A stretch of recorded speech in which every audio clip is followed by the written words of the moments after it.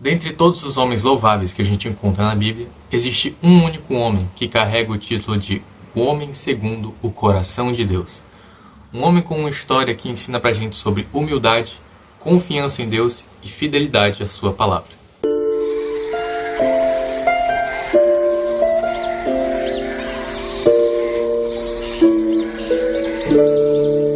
E aí, mano, como é que você tá? Meu nome é Apolo e no vídeo de hoje eu quero falar um pouco pra você sobre a história de Davi. O intuito desse vídeo não é realmente contar toda a história de Davi, né? Mas o que eu quero te mostrar é o legado dos ensinamentos que Davi deixou pra gente através da sua história, né?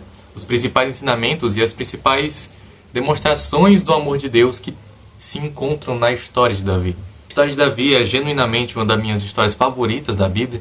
Enquanto eu lia ela, eu sempre lia mais do que eu planejava naquele dia, porque eu achava simplesmente incrível aquela história e eu tinha que saber o que ia acontecer depois. Mas muito mais do que uma história legal de se ler, é uma história cheia de ensinamentos. E é exatamente sobre isso que eu quero falar com você hoje. Bom, como eu disse, o intuito desse vídeo não é te contar toda a história de Davi, igual tem em vários vídeos aí do YouTube, mas para eu te falar sobre os ensinamentos eu tenho que te contar uma parte da história, né? E principalmente o começo dela. No tempo da juventude de Davi, o povo de Deus passava pela sua primeira monarquia, né? Com o rei Saul. E na primeira aparição que a gente tem de Davi na Bíblia, o profeta Samuel é enviado por Deus para a casa de Jessé, para que ele ungisse Davi, né? No momento ele não sabia exatamente quem ele iria ungir como novo rei, mas Davi, que era o último filho da casa de Jessé, o oitavo filho do seu pai, ele é revelado por Deus como aquele que seria o próximo rei. E ali na casa, né, onde Davi era um pastor de ovelhas, ele é ungido pelo profeta Samuel. E depois desse momento que Davi é ungido, ele não é assim naquele momento posto rei, ainda tinha muita coisa para acontecer na vida dele, mas o principal momento da vida de Davi acontece depois disso, que é aquela história que todo mundo conhece, né? De Davi e Golias. A luta contra o gigante que estava botando terror no exército do povo de Deus, e Davi foi lá, sem armadura, apenas com uma funda e uma pedra, enfrentar Golias. E todo mundo aqui sabe como essa luta terminou.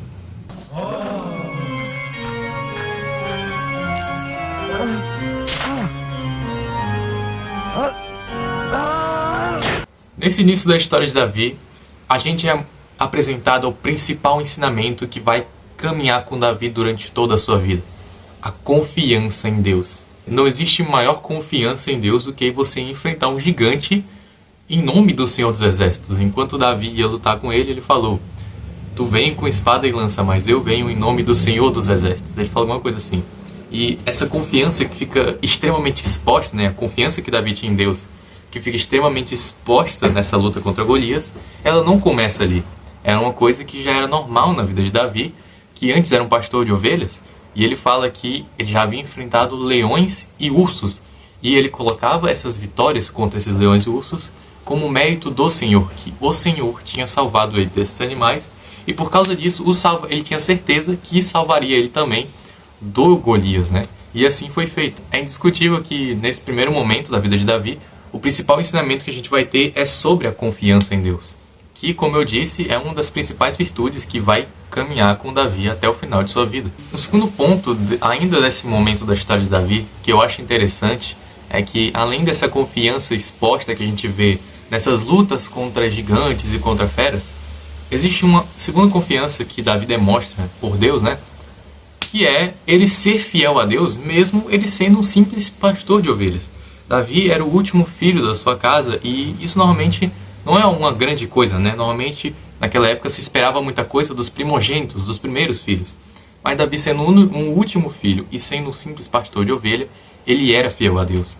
A gente não tem um momento da história que demonstra algo que aconteceu incrível e aí sim Davi começou a buscar a Deus. Não, Davi sempre foi fiel ao Deus de Israel, ao Senhor dos Exércitos. Ele mesmo sendo um simples pastor, ele se dedicava a cumprir aquilo, né? Como eu falei aqui, ele enfrentava leões e ursos, pô.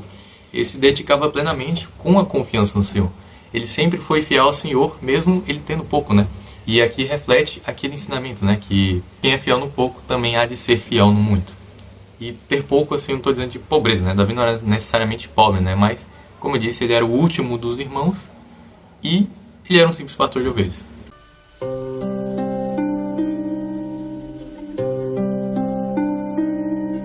dos pontos da história de Davi que eu acho importantíssimo ressaltar e que eu acho genuinamente lindo enquanto se lê é a amizade que Davi tem com Jonatas, né? Se você não sabe, Jonatas é o filho do rei Saul. Naquele momento, Davi trabalhava para Saul, tocando música para acalmar o espírito de Saul. E ali ele fez uma grande amizade com o filho de Saul, que é Jonatas. E os textos deixam bem claro qual era o tamanho dessa amizade. Era muito mais do que um simples companheirismo, uma verdadeira relação de amor. E o que eu acho muito interessante nessa relação, muito mais do que ela ser bonita, é que esse amor que Davi tinha por Jonatas, Jonatas tinha por Davi, era um puro reflexo do amor que Davi tinha por Deus. Santo Agostinho, em muitos de seus escritos, vai falar sobre como os desejos carnais e os desejos egoístas, o pecado em si, ele vai afastar as verdadeiras amizades, ele vai destruir amizades, destruir relações. Mas uma amizade verdadeira revela amor virtuoso. Então é muito interessante notar que esse amor, essa capacidade que Davi tinha de ter uma amizade tão amorosa com Jonatas, era porque ele amava Deus acima de todas as coisas. Primeiro ele amava Deus, e assim, amando Deus acima de todas as coisas, ele podia amar o seu próximo. Por mais que existem amizades verdadeiras e muitos amores de pessoas que estão fora da igreja, pessoas que estão distantes de Deus, a plena totalidade do amor, da amizade, todas essas coisas que são boas, a sua totalidade só vai ser encontrada em Deus, né? Santo Agostinho também vai falar muito sobre isso, que ele buscava a felicidade, as coisas belas, fora, nas coisas que Deus criou. Mas ele tinha que olhar para si mesmo e olhar para Deus dentro dele para encontrar a totalidade daqueles amores, daquelas coisas que ele considerava bonitas. Então, eu acho que isso aqui é uma parada muito interessante da vida de Davi, porque é algo mais relacionável com a gente do que enfrentar um gigante ou enfrentar um urso, né? Não sei se você já enfrentou o urso, eu nunca fiz isso, tá ligado? Então, entender que as nossas relações são moldadas pela forma como a gente se relaciona com Deus, que elas são afetadas por causa disso, é uma coisa muito interessante de se notar e muito importante, né? Às vezes a gente está numa situação difícil com a nossa família, está brigando muito, está fazendo essas coisas, a gente quer ter uma relação melhor com as pessoas ao nosso redor, e a gente não entende que a gente tem que primeiro buscar uma relação boa com Deus, para assim refletir esse amor, né?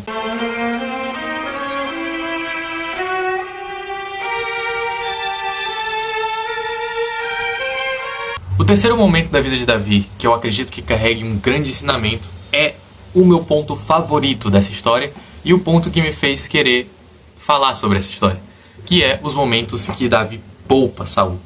Em certo momento, como quando Saul percebe que Davi vai tomar o trono dele uma hora ou outra, que o povo está querendo isso, Saul começa a perseguir Davi.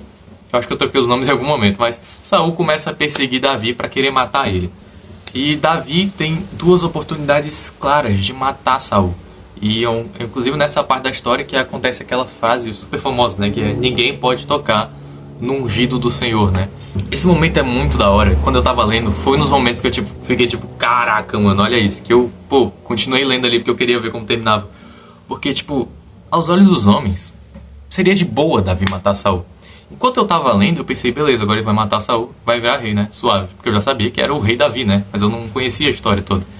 E aí, quando eu vi aquilo, ele poupando Saul 2 vezes, falando que ele não ousaria tocar no ungido do Senhor, eu fiquei incrédulo, mano. Porque o temor que Davi tinha por Deus era tão grande que pouco importava para ele se os homens iriam concordar com a ação dele. O que ele queria saber era se aquilo era a vontade de Deus ou não. E se ele não a considerava vontade de Deus, se ele não considerava que aquilo seria totalmente o que Deus queria, ele não ia cumprir, ele não ia fazer aquilo, mano. Independente se os homens achassem que ele estava certo. Porque provavelmente a maioria das pessoas que vissem ali, tá ligado? Iam achar certo, porque Saul estava perseguindo Davi sem motivo. Ele era um injustiçado naquele rolê.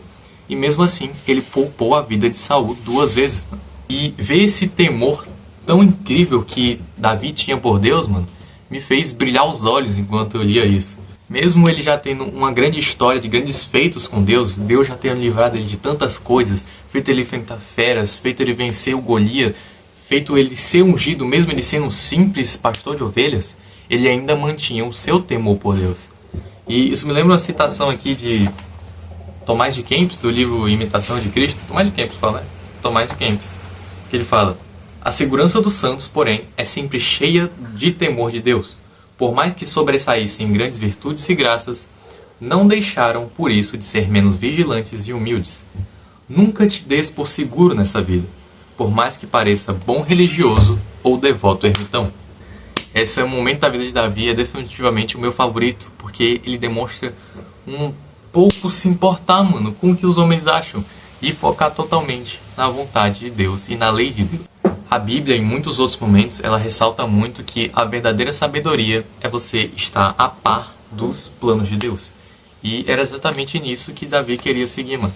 Ele não queria estar em justiça, ele não queria só fugir do pecado, né? Ele queria a verdadeira sabedoria, né? E não só ser visto como certo pelos homens.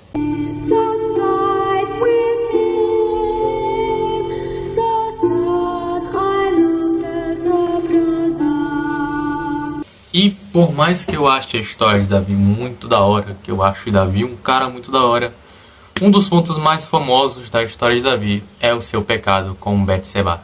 Eu realmente espero que seja assim que se fale o nome dessa mulher. Mas provavelmente conhece essa parte da história, ela é muito famosa. É um grande ponto, né? Tem muita gente que pega essa parte para ensinar, para falar. E é uma parte, né, que é importante. Por mais que seja um pecado, se tira muitos ensinamentos dali. Davi, quando ele já sendo rei, ele adultera com Betseba e planeja o assassinato de Urias, né? Urias? Tá escrito Urias aqui, eu espero que seja Urias. E mesmo sendo um grande pecado, um pecado bem horrível, assim, por se dizer, sempre há uma luz no fim do túnel. Deus teve misericórdia de Davi, né? Quando Davi foi confrontado pelo profeta, né, dizendo que ele pecou, Davi instantaneamente buscou arrependimento, reconheceu seu pecado, né? Porque Davi sempre foi um cara que reconheceu que ele era pó e ao pó retornaria. Então, mesmo ele tendo caído nesse pecado, achando que ficaria impune, ao ser confrontado pelo profeta de Deus, ele automaticamente foi buscar arrependimento. E escreveu, né, um dos salmos mais lindos e sinceros da Bíblia, que é o Salmo de Confissão, Salmo 51. Né? Ele é um salmo muito bonito. E eu gosto muito dele que, em uma das minhas primeiras confissões, depois de eu ter me convertido, o padre me mandou ler esse salmo como penitência. E desde então eu gosto muito desse salmo. É um salmo muito bonito, né? Que demonstra ali realmente o arrependimento de Davi, mesmo em palavras. Mas para além do seu arrependimento e do perdão de Deus, que são belas coisas a se notar nessa história, uma coisa que eu gosto de notar nessa história é o que acontece depois, que é que Davi sofre as consequências do seu pecado. Ele não foi simplesmente perdoado. O seu filho morre, né? Acho que Deus avisa para ele, ou o profeta, avisa para ele que o seu filho iria morrer, né? E Davi entra em desespero. Davi, ele fica em jejum, em oração, em humilhação frequente, ficar acreditando na misericórdia de Deus, que poderia perdoar ele e poupar a vida do filho dele. Mas isso não acontece. E isso não acontecendo, mesmo com Davi tendo se humilhado por muito, muito tempo, ficado sem comer em jejum, tendo chorado muito, orado, pedido, implorado, Deus não cumprindo o que ele pediu, Davi aceitou. Porque, como eu disse antes, Davi tinha pleno conhecimento que ele era pó e ao pó havia de retornar. Que ele era homem, não era Deus para questionar nada. E ele sabia que Deus estava acima de tudo. O que foi feito, e se foi feito por Deus, foi feito da maneira certa e em justiça. Essa parte demonstra totalmente esse conhecimento de si próprio e da situação que se encontra que Davi tinha, né? Que é muito importante na nossa vida, a gente entender que somos pó e ao pó retornaremos.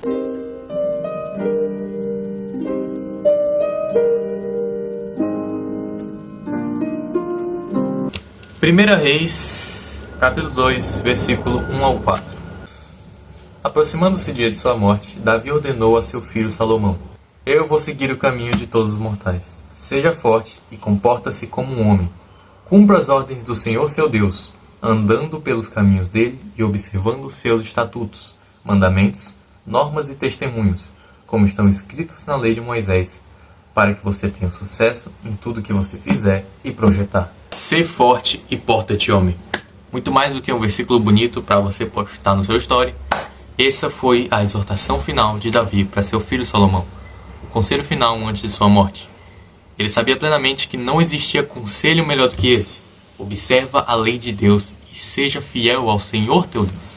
Porque com toda a experiência que Davi teve, ele sabia que Deus não era homem para enganar.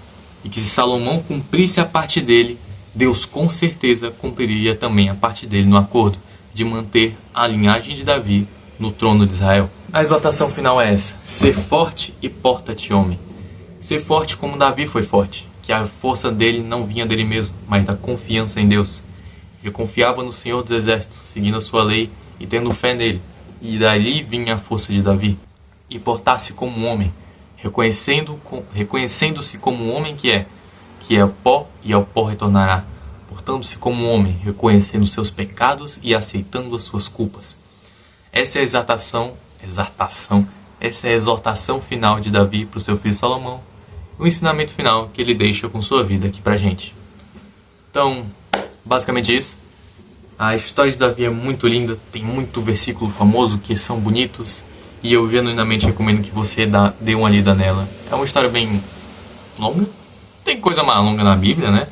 Mas ela é separada em vários livros, né? Acho que começa Samuel, termina em Reis. Mas é uma história muito legal, com muitos ensinamentos, igual toda a história da Bíblia, mas que vale muito a pena você dar uma lida. Se você gostou do vídeo, dá um like, deixa um comentáriozinho, se inscreve aí no canal. Eu quero botar esse canal aqui para ferver vídeo todo domingo, que eu prometo isso desde que comecei o canal e nunca aconteceu. Acho que um mês eu consegui postar vídeo todo domingo. Pouco importa. A paz de Deus esteja convosco. Dá like, comenta, se inscreve. Beijão pra você. É nóis.